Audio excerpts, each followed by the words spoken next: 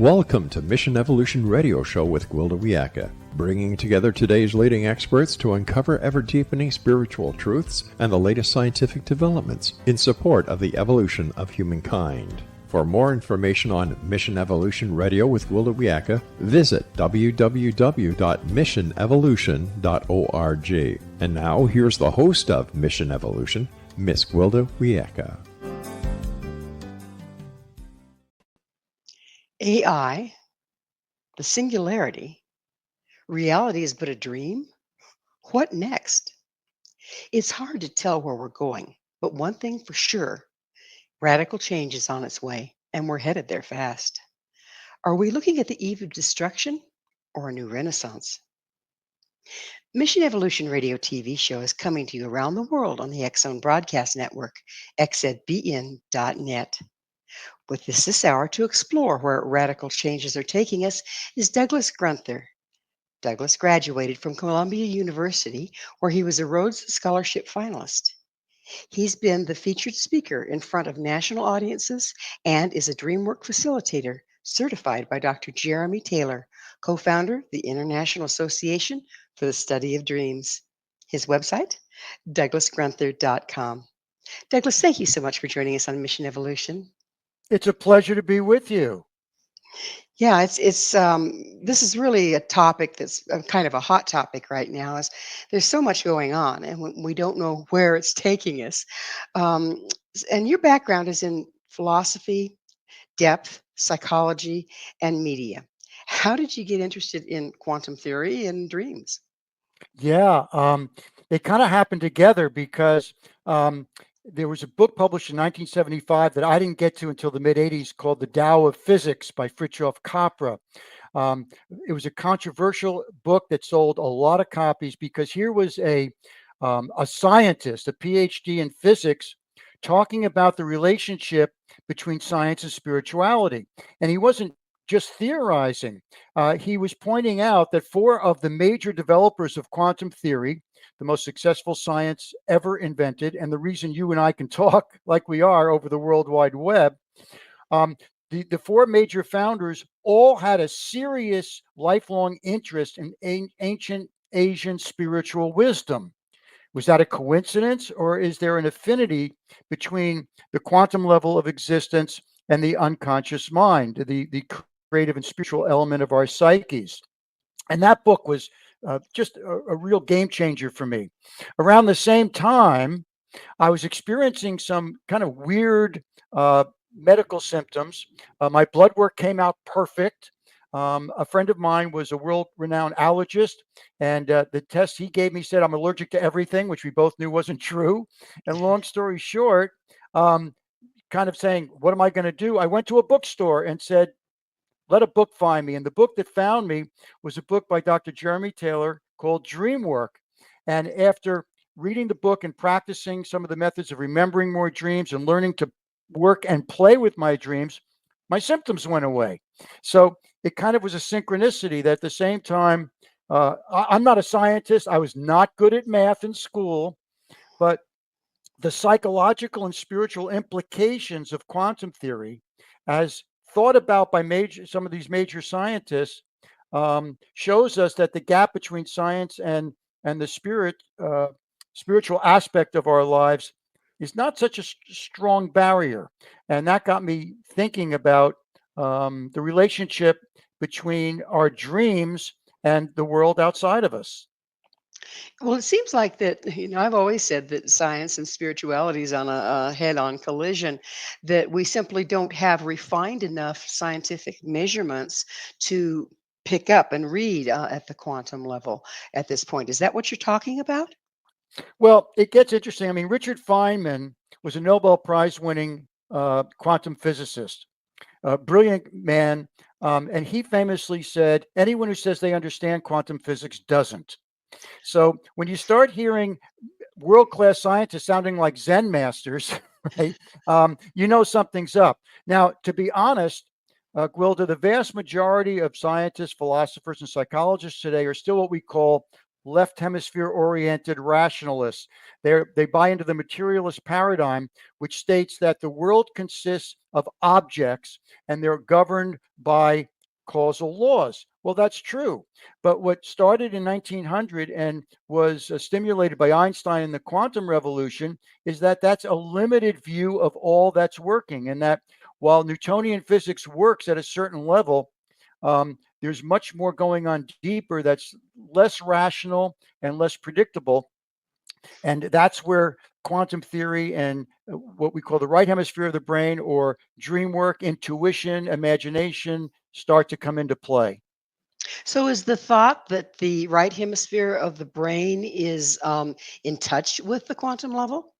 We're on a tricky subject here. I would say yes. So perhaps we should start with what is the first section of what I wrote about, which is the difference between the left and the right hemisphere of the brains. And for this, I relied heavily on a real visionary thinker who's a contemporary thinker, Ian McGilchrist. And I'm heartened by the fact, Wilda, that his two books, which are complex, Ian is both a psychiatrist, a neurologist, and a philosopher. They've sold very well. He's become quite popular, and he's my go-to guy on left and right hemisphere because he's done the most intense research, and his book has over 1,700 footnotes. Okay, so he's a spiritual person, but he's coming with a lot of empirical evidence. And what he points out is that what we normally assume is the difference between the left and the right hemisphere is wrong. Namely, that left hemisphere is logical, right hemisphere is imaginative. No, both hemispheres of our brains can be logical and imaginative. The biggest difference is in the way each of our hemispheres view the world. And normally we're unconscious of this, but it has a huge effect on how we think, on how we act, and what we believe. So to cut it down to kind of basics, the left hemisphere operates by focusing in on small details, seeing the world as objects that need to be broken down into smaller parts and put together like a watch. Okay, the mechanical essence, which is what Newtonian physics is all about. But the left hemisphere's limitation is, and it's actually physically smaller and less intricately wired than our right hemisphere. We know that from neurology. The left hemisphere does not like to share, and it cannot deal with anything it considers ambiguous or uncertain. It requires certainty. Okay. So the right hemisphere of our brain, which is larger and more intricately wired, is given to us to take things in holistically as a whole. The right hemisphere doesn't understand something, breaking it down into parts. It takes it all in on an intuitive level and gets a deep feeling for it. The right hemisphere of our brain is where we show empathy. The right hemisphere is happy to share. It likes big picture thinking, and it likes to explore new areas, even if they're ambiguous and uncertain. So the So question comes, why did, yeah. where did this information come from, and what studies back it up? Okay. It started in the 1960s with a surgery that was discovered that could help people with extreme epilepsy. And it was the only thing that could stop the violent. And they did it by cutting the corpus callosum, which is the fibers, the nerve fibers that create a barrier between the left and right hemisphere of the brain. And the doctor started realizing that patients started understanding reality in very different ways. And that's when they started to realize and take note of how the left hemisphere views the world and how the right hemisphere views the world. And we have hundreds of laboratory experiments and medical notations. And again, I point to Ian McGilchrist's book, The Master and His Emissary, which has over 1,700 footnotes, which can direct people to a lot of the laboratory studies that have been done. I understand that, in fact, I've interviewed some people on the show, a medical doctor, actually a neurologist, that had a stroke and it affected one side of the brain rather than the other. And Mhm. she describes what it was like when it would go on and off and on and off. How when she would be in one side of the brain, it would be, oh, everything's fine. The other one's Mayday, Mayday. Okay, it was a beautiful, beautiful lecture. But there's another example of how we're starting to see how they differ, the left from the right. Um, What was the conclusion that he came up with, the gentleman you're talking about?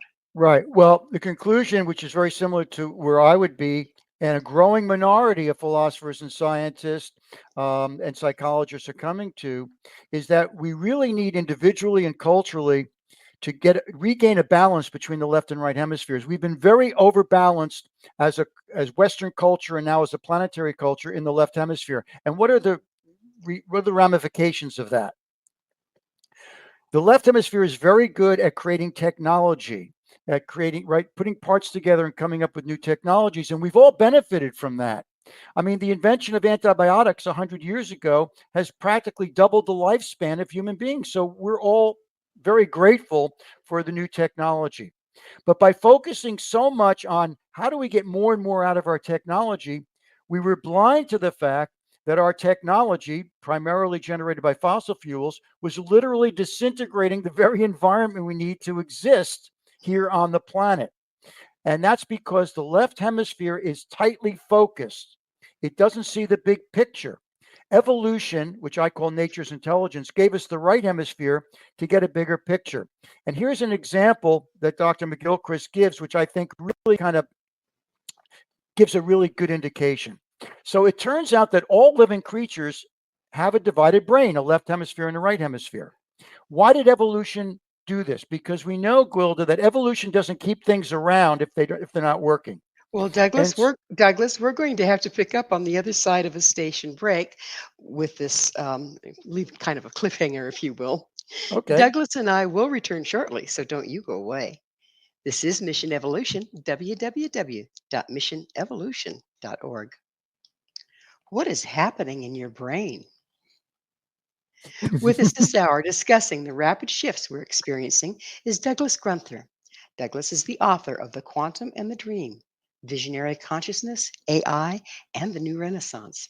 Douglas, we were talking about what's happening in our brains. And so would you continue from where you were?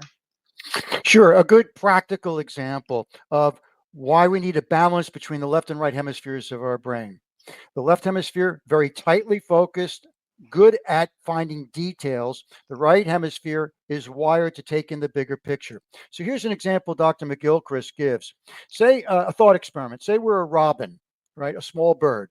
In order to survive, the robin has to find seeds in the ground, microscopic seeds. So it uses the left hemisphere of its brain to focus in and really find those microscopic seeds. Without that ability, it couldn't survive. But if it's too focused on the left hemisphere and not focused on the right hemisphere sees the bigger picture. While it will zero in on microscopic seeds, it won't see the shadow of a hawk, which is coming to make it lunch, right? So if we're not balanced, the robin will look for lunch and end up being lunch. How does that translate to our situation as humans? As I said before, we've produced this amazing technology that we all benefit from. But by not seeing the bigger picture, namely what the fossil fuel generated technologies were doing to the environment, we're now in a dramatic situation where climate change and global warming is already wreaking havoc on the world, and it's only going to escalate. And anyone who says, well, it's not as bad as the scientists say it's going to be, tell that to the millions of people who just got hammered by a hurricane in southeastern United States, which was supposed to be a force 1 hurricane. And then suddenly it's a force 4. That's the kind of escalation we're seeing because of global warming. And we're only now seeing the bigger picture. So in order to move forward and thrive and get us to a new renaissance, which I'm proposing we have a good chance of getting to, we're going to have to shift from the tightly focused left hemisphere, which is how do I get more stuff? How do I get more material stuff? How do I protect myself and my family? All of which are important. But if we don't see the bigger picture and understand how we connect to nature and what our activities are doing, we're not going to be in very good shape going forward. And so we need a shift from a very overly focused left hemisphere to the right hemisphere of our brain, which gets to a lot of the playful and really fun stuff that make life really worthwhile, which we can talk about. So it's about survival, but it's also about enjoying the incredible world we live in. So I know you're not a doctor and you're not a scientist, but from what you've been studying, has there been a deterioration in one side of the brain for not being used? And I know with epigenetics and everything else, that can be changed. It's I again I don't I'm not aware that there's any physiological damage to the brain for this. The damage is culturally and on a planetary level. It's the reason we're suffering from global warming and climate change, and it's the reason anxiety levels are being ramped up by the fact that AI, computer intelligence, is advancing at such speeds. The big game changer now, Gwilda, is um, we are experiencing as humans change at a rate faster than ever before in evolution. This change can be a huge advantage, but it can also be debilitating. And if we stick too much to the left hemisphere of the brain, which is focused on the small details, we're going to get caught up in all the anxiety of the World Wide Web and all the anxiety of climate change and economic dislocation and all that. We were given this beautiful right hemisphere, which is capable of integrating not only a bigger picture of what's happening now, but it's the right hemisphere of our brain, which is, we know this from neurology, where our dreams first come into our consciousness, where intuitive vision first comes into our consciousness, where any psychic ability might be, where people like Albert Einstein lived their lives. Albert Einstein, who Time magazine called the person of the century, and I think most of us would agree the greatest scientist of the 20th century, maybe of all time. He famously said, imagination is more important than knowledge. He also said, this is lesser known, it's been authenticated. He said, my entire career has been based on a dream I had when I was 11 years old. Now, why isn't that promoted more? Um, he was not the best at math. He was not the best at science.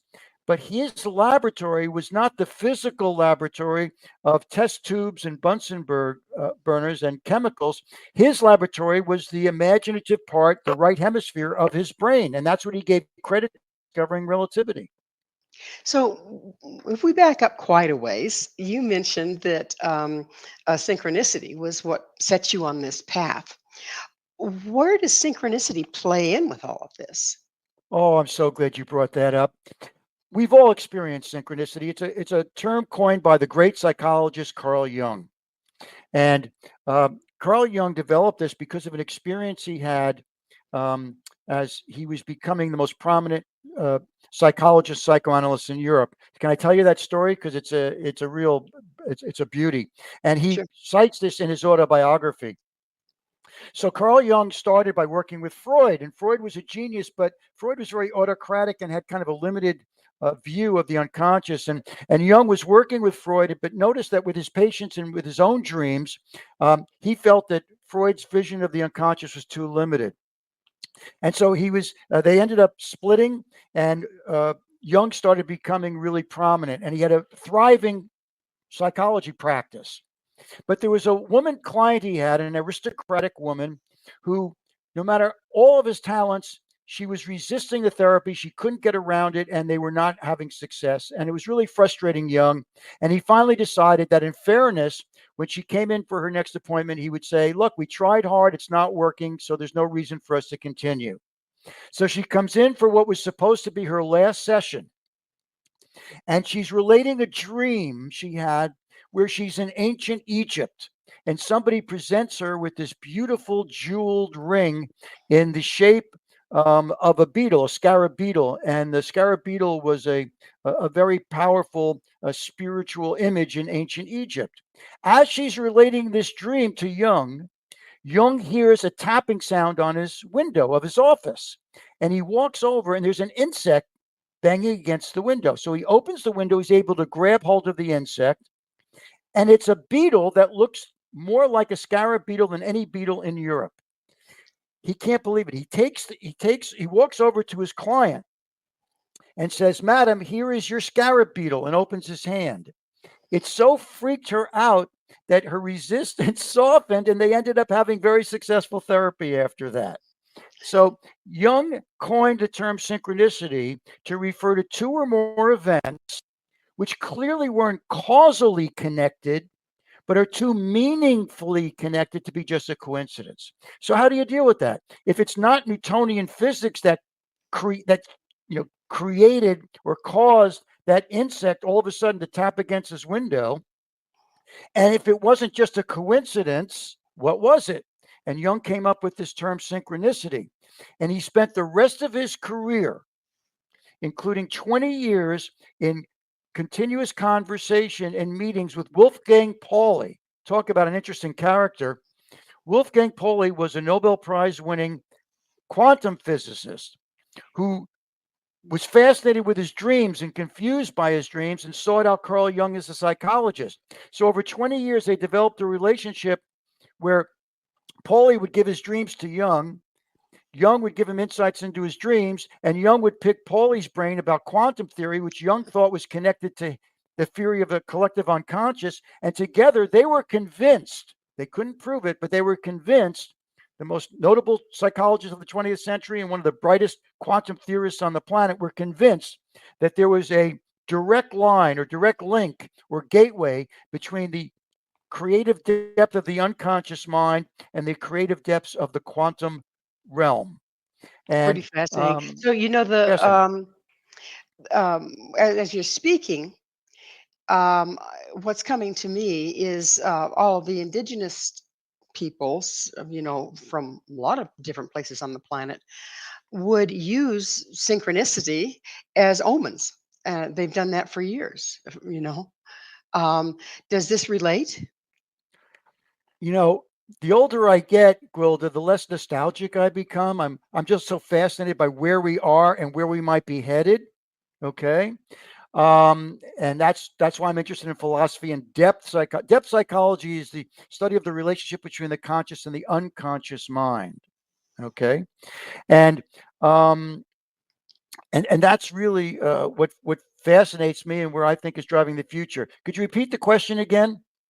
The question was the indigenous people all over the planet Hmm. use what you've just described as synchronicity as omenology. They've done that forever, putting things together. Yeah. You see a hawk in the west, it means this. And it seems to work for them. So is this a Right. similar thing you're talking about? Thanks. So when I think back on my life, I can come up with 16 synchronicities that best define where I've been, where I am, and where I might be going. And those synchronicities, we've all experienced synchronicities. Some of them I would call small synchronicities. An example, Gwilda, would be we're thinking about somebody we haven't talked to in a long time, and the next day they call us. Right. Okay. Did my thinking about them cause them to call me? I don't think so. Was it just a coincidence? Well, it doesn't feel like it was. But I can point to synchronicities that are the reason I'm talking to you right now. I'll just give you one example. It still Well, kind of flips me. Yeah. we're going to have to wait on that example because Okay. it's time to take another station break. Um, we will be back to continue our discussion. So you guys stay right there. This is Mission Evolution, www.missionevolution.org. This is Mission Evolution, missionevolution.org. With us discussing evolution and the impact of AI is Douglas Grunther. His website, douglasgrunther.com. Douglas, let's change gears just a little bit. And, you have some thoughts about AI and where we're going with it. Would you Yeah. express on that for me, please?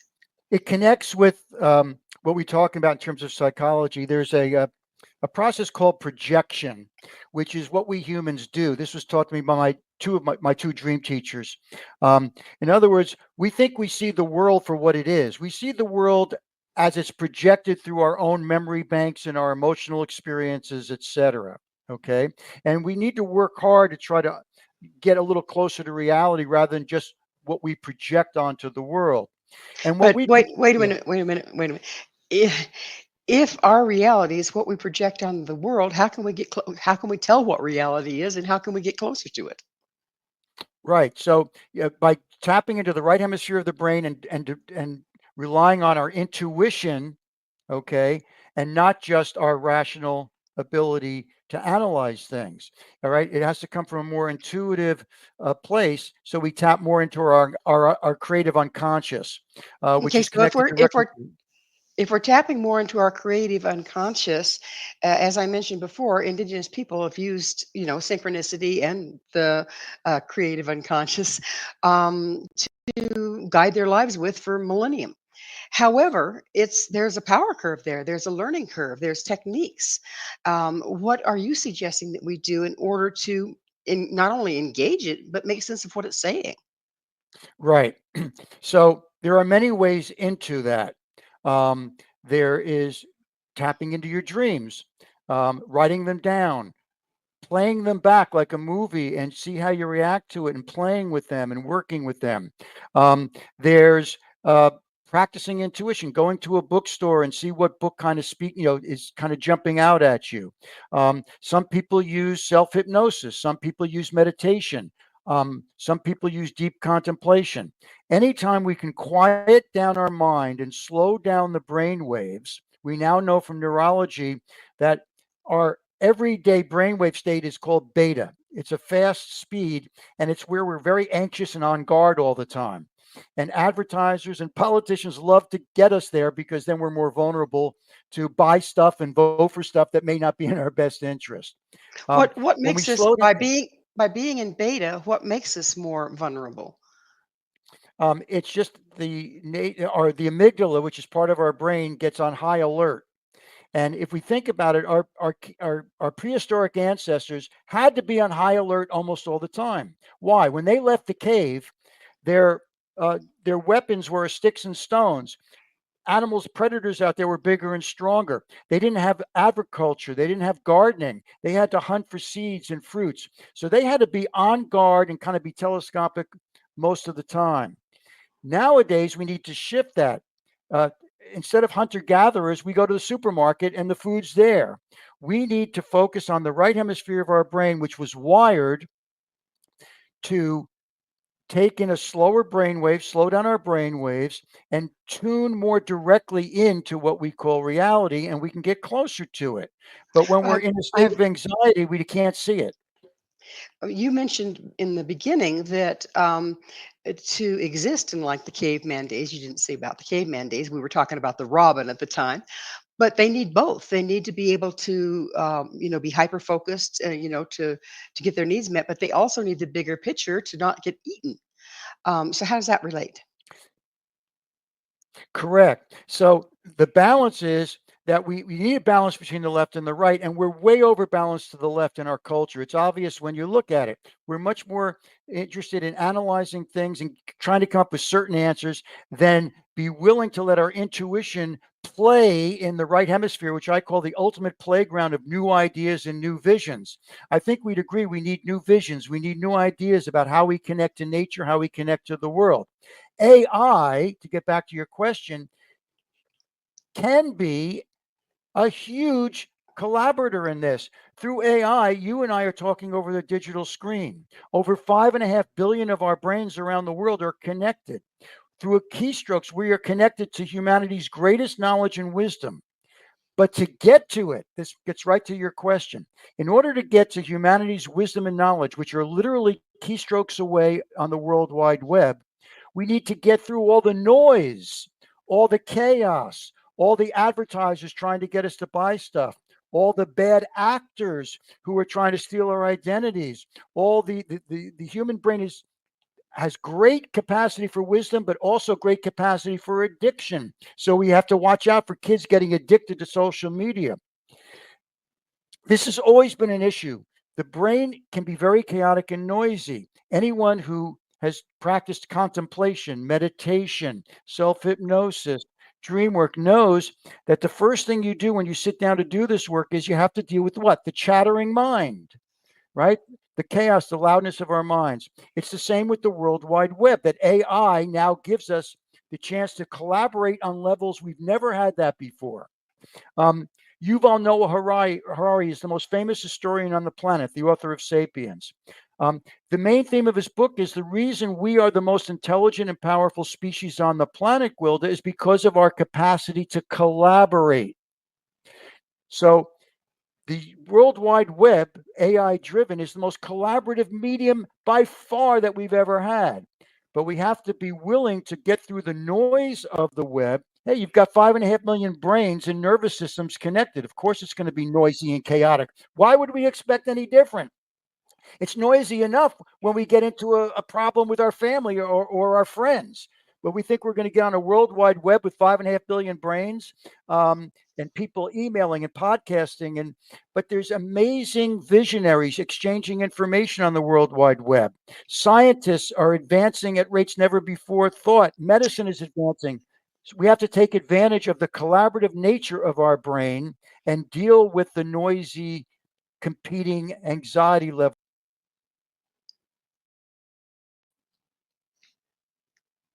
So the when you're talking about the AI and everything moving really, really quickly, and we have that puts us in one side of our brain, which is not the one that connects with higher level information, if you will. Are you telling me that the key here is being able to switch from one brainwave frequency to the other rather than being stuck in beta? Boy, you've really hit you've hit it right on the mark.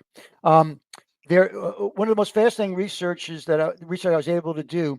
I found two really good visionary thinkers about this, and they both advocate the same thing, which is it's kind of an ironic paradox, um, which is in the 21st century, we both have to speed up our brains when we're on the digital screen because the pixels that are vibrating on the screen, and the computer energy, that the AI that's behind the digital screen, is forcing our brains to work at a faster rate than we're normal. Okay. If you know, young kids don't have as much problem with this because their brains have been already rewired, just as my generation's brains were rewired for television, which my parents weren't. This is can be traced right through all of media history.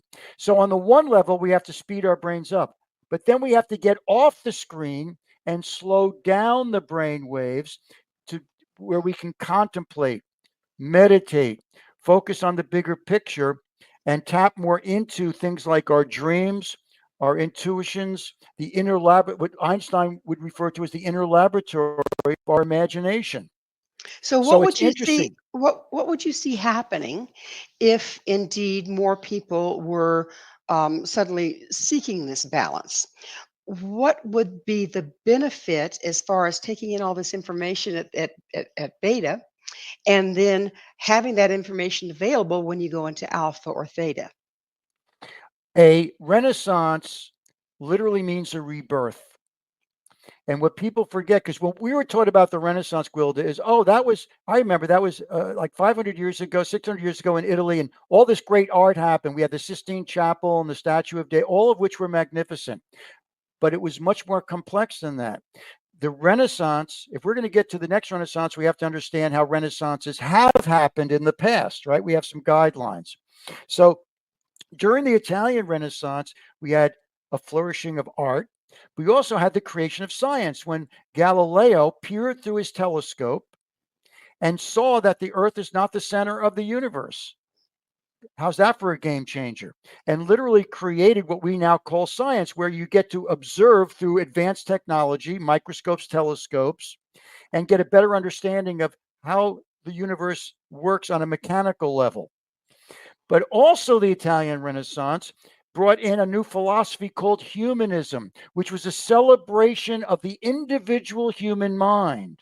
Now, we tend to take that for granted, but during the Middle Ages, you weren't allowed to have an individual mind unless you were a royal member of the royal family or a high-level church officer. Because if you started giving opinions, you were either excommunicated or executed.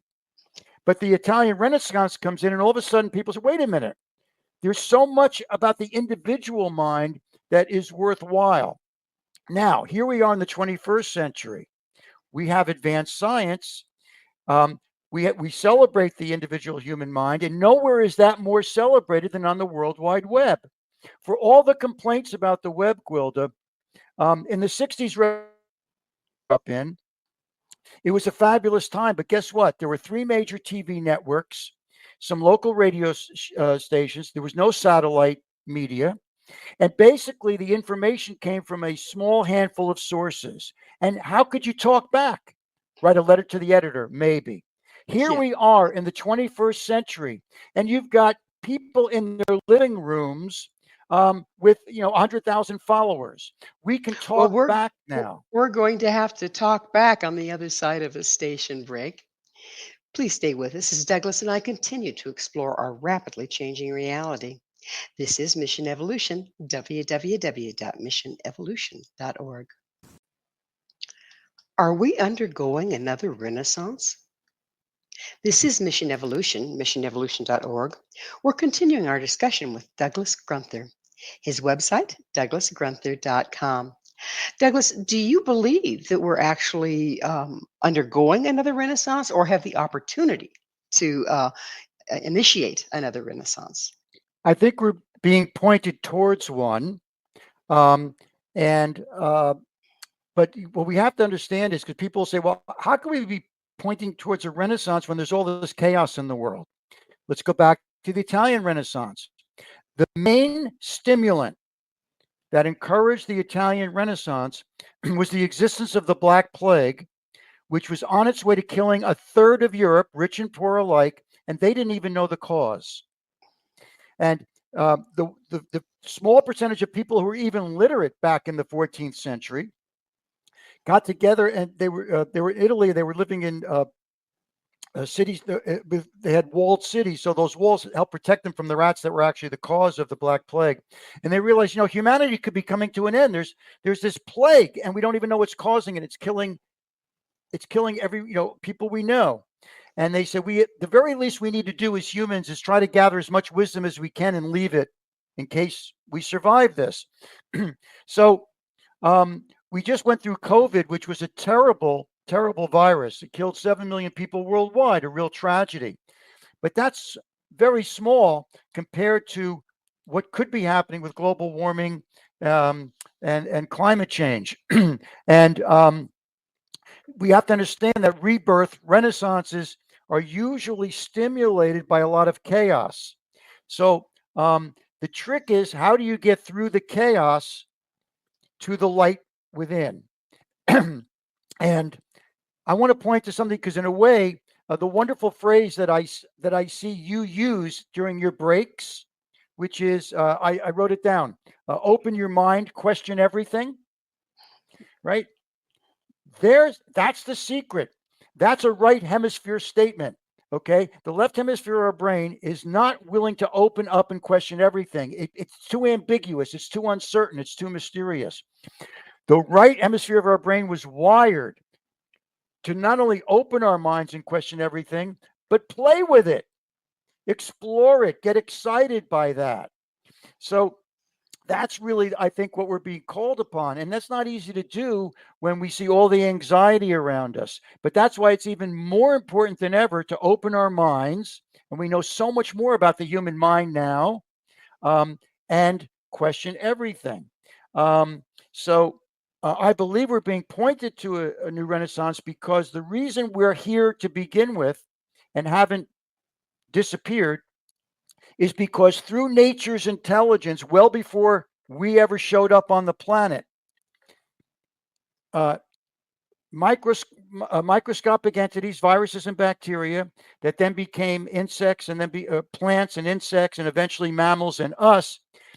We now know through brilliant scientists like Lynn Margulis, who when I discovered her, it really made my whole body vibrate, because she was able to show that at the very microscopic level, nature is always pulling towards more complex and new forms of collaboration. If we only look on the surface, what do we see? We see competition, predator, prey, which is part of reality. We were taught that Darwin's famous phrase was survival of the fittest. That's not Darwin's phrase. That was a colleague of his. And when it became so popular, Darwin had to deal with it. He made it very clear that by fittest, he wasn't talking about the strongest and most powerful. He was talking about the most adaptable and resilient. So we now know from studying evolution that we are being called upon here, right, to access the part of our brain that can question everything and find new ways of seeing things, and deepen our connection to nature's beauty, and magnificence. At the same time, we have to get through the anxiety and open our minds. And evolution is calling for us to collaborate. And what do we have in front of us? The very medium you and I are talking on now, by far the most collaborative medium ever devised, the World Wide Web. And as I said before, if you can get underneath all of the noise and chaos, and even people doing well by, posting 100 photos of your grandchild and what they're eating for breakfast. If we get beneath all of that, there's a handful or more of brilliant visionary thinkers right now communicating with each other through the World Wide Web, exchanging ideas, testing out theories, and looking at and thinking of the larger context of the new things we're learning through science and the new things that people are learning through ancient techniques you point, meditation, and the kinds of things that our ancient ancestors were tuned into. The So, more we open our mind, yeah, Douglas, it's that time in the show when I get to ask you, what's your mission? my mission is to get people excited about the part of our brain that is wired for imagination, intuitive leaps, new ways of looking at things. This is what makes life exciting to me, is when I wake up every day, what am I going to experience that I couldn't predict? I will look forward to things I know what I'm going to cook for dinner, but if we're open to it, I believe synchronicities will increase. And I think that we'll tune into the fact that nature is calling on us. This is my fervent hope, that we will hear nature's call, which is kicking and screaming, perhaps. We need to become more collaborative, more empathic, more open to the mysteriousness of life. And that's why I celebrate the unconscious, and and that's why I am hopeful that more and more people will do it. And to me, the reason to be optimistic, because there's plenty of reasons to be pessimistic, and I don't ignore those in my research. I count on the insight from the great anthropologist Margaret Mead, one of those brilliant people who walked this planet in the 20th century. And she said, never doubt that a small group of concerted, interested people can change the world, because that's the only thing that ever has. Well, as you're speaking once again, and we put it into a nutshell, it sounds like you're saying it has to start with the individual, and the individual has to be able to change their brainwaves in order to do this. So, how do you recommend that each individual participate in time? Okay. I'd start with your mantra that I saw on your screen. Open your mind and question everything. And I would what I specifically recommend is, if you keep a notebook by the side of your bed and label it "My Dreams," and before you fall asleep every night, you say, um, if you bring me a dream, I'll remember it and write it down. Even if it wakes you up in the middle of the night and it's a big long dream, write down the basic elements and start to play with your dreams. You don't have to be a dream expert to take advantage of dreams. Elias Howe invented the first sewing machine because of a nightmare that he had. And the nightmare actually gave him the information on why he and others were being unsuccessful. But it doesn't just have to be our dreams. Find a creative So, way to meditate. quick question. You say play with your dreams. What do you hmm mean by that? How do we play with a dream? Okay. Our dreams have a wonderful sense of humor. They love to play with us. They like to trick us. They're very much like a Zen master. Um, it's perfectly it's perfectly legitimate to analyze one's dream. That's left hemisphere. That works. Break it down. Okay, I dreamt about a river. What does water mean? Water usually means the emotions. But to really get to the heart of your dream, or to your intuitive level of thinking, play with it. Have fun with it. Ask it questions. If you remember a dream, replay it in your mind and ask the people in your dream or the objects in the dream, what are you doing here in my unconscious? And the more you do that, the more you play with that, you might be surprised. You start getting some answers. So, are you talking about shifting our dreams to being more lucid? That is one possibility. Lucid dreams are pretty rare. The most powerful dream I ever had was a lucid dream, but I've only had a few of them. A lucid dream is a dream where you're literally aware that you're dreaming and you can actually shapeshift the dream as you're dreaming it, which is very shamanic and cool. Um, but but I've also had life-changing dreams um, that were not lucid, and some of them I sort of got that aha moment of the when you've reached when you get to a point where you got the meditation or you got the contemplation or you got the new idea or you understand your dream. It's an aha moment. You feel it physically. You don't have to guess. It's not intellectual, right? You feel it in So, your body. so if we go into these aha moments, is that when it starts to filter over from the more creative part of our brain to the logical one? Well, certainly the two are connected. And the more they can share information, the better. But the left hemisphere, and again, this comes from really good, hard neurological laboratory evidence. The left hemisphere of our brain, where our culture puts most of its emphasis, right, does not like to share. The right hemisphere does. It's our job as the director of our brain to make sure that the useful information that our left hemisphere picks up by analyzing things, that we, as the director of our brain, bring it back to the right hemisphere to play with it in a more creative, imaginative, big picture, and not be totally analytical, but be more Well, intuitive. well, Douglas, unfortunately, we're totally out of time. Thank you so much for coming on the show. It was a pleasure to be with you, and thank you for having me on your show. Our guest this hour has been Douglas Grunther, the author of The Quantum and the Dream, Visionary Consciousness, AI, and the New Renaissance. To find out more about Douglas, where you can find his book and all he has to offer, visit his website, douglasgrunther.com. This has been Mission Evolution with Gwilda Wiyaka. For more information or to enjoy past archived episodes, visit missionevolution.org. And be sure to join us here next time. The mission will continue, bringing information, resources, and support to our evolving world.